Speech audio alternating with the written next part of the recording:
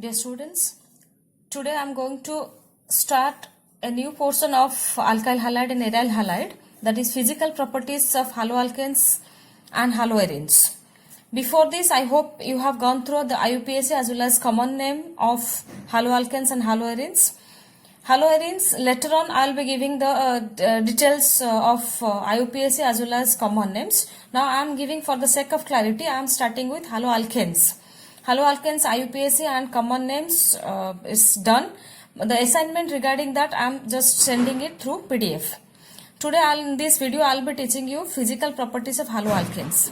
So first point is what is the boiling point? What is the information regarding its boiling point? As mentioned here, pure haloalkanes are colorless. However, bromoalkane and iodalkane develop color when exposed to light and stored for longer period of time. This is not important as far as exam part is concerned. This is general information given for you. Now here it is boiling point. For same alkyl group, the boiling points of haloalkanes are in the order of RCl is less than RBr is less than Ri. What does it mean? That means Ri is taking more time to boil than that of R bromide than that of RCl. That means alkyl iodide is taking more time to boil than that of alkyl bromide than that of alkyl chloride. Now this point is giving the importance that if you keep R group as common, for example, here just observe here. R group, here it is alkyl group. Fluoroalkane, chloroalkane, that is chloromethane, bromomethane, iodomethane. Okay. Among these four, this iodomethane is taking more time to boil. I hope you are getting why it is happening like that. From your periodic classification, it is very clear that iodine is having higher mass as well as the van der Waals forces of interaction or magnitude of van der Waals force of interaction is very high in iodine. Okay, that is what the exact reason it is. It is because with the increase in size and mass of the halogen atom, the magnitude of van der Waals forces of attraction increases. So from boiling point of view, we are getting first point that if alkyl group is constant with different halide members, the boiling point is different and the trend is going from lower to higher in the group. That means with respect to the same alkyl member, iodoalkane is having higher boiling point than that of bromoalkane, then that of chloroalkane, then that of fluoroalkane. Okay, so this is the first point. Now I am going to the second point. Among isomeric alkyl halide, let me explain what is the meaning of isomeric alkyl halide. I hope you have gone through this part also, that is isomerism area. What is isomerism? The concept due to which compounds, two or more compounds having same molecular formula but differ in their structural formula. Okay, those are known as isomeric forms. So here it is saying the isomeric alkyl halide. That means molecular formula of the alkyl halide of different alkyl halide must be same, but their structures must be different. Okay, maybe those will be in the form of primary, secondary or tertiary, or those will be in the form of iso or neo. Okay, so then what is the next point? It's saying among isomeric alkyl halides, the boiling point decreases with increase in branching. That means when this same compound is represented in different forms, and if branching is more, then boiling point is decreasing. Okay, and the reason it is giving that, it is due to the reason that with increase in branching, the molecule attains spherical shape with less surface area. As a result, interparticle forces become weaker, resulting a lower boiling point. I am explaining this point. With increase in branching, so definitely our surface area will be decreasing and the molecule will be acquiring a spherical shape. And in that spherical shape and less surface area, the intermolecular interaction is becoming very less and surface area is also less. As a result, the interparticle forces become weaker.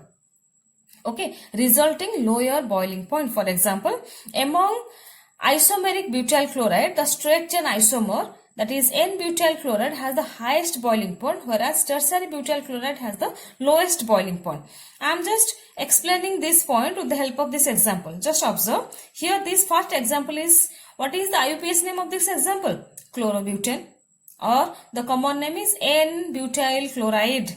Now here the same molecular formula. Molecular formula of these four must be same. C4 this is carbon number 4. So C4H9Cl must be. CnH2n plus 1 plus chlorine is the molecular formula of all these 4 compounds, and these are isomeric alkyl halides. Okay. So here it is the straight chain compound. Here it is the chlorine is coming to the secondary position. Here chlorine in the primary position.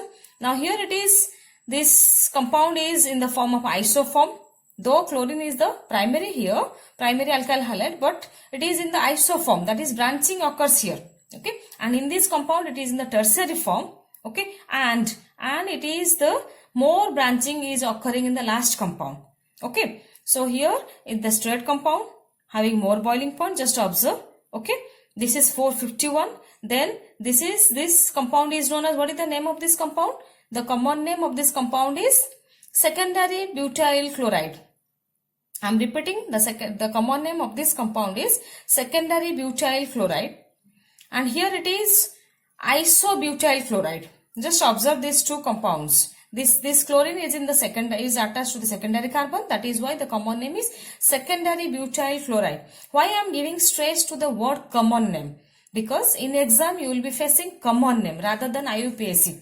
Okay, then this compound is called isobutyl chloride, and it is more branched. And the fourth one I am just doing for you. The fourth compound, if I am not wrong, the fourth compound can be stressed.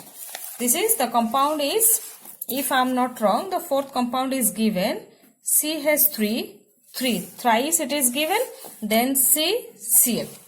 Okay, this is the compound given, and if we are going to open this compound, then definitely to this central carbon, 3 sides it is attached now CH3 group.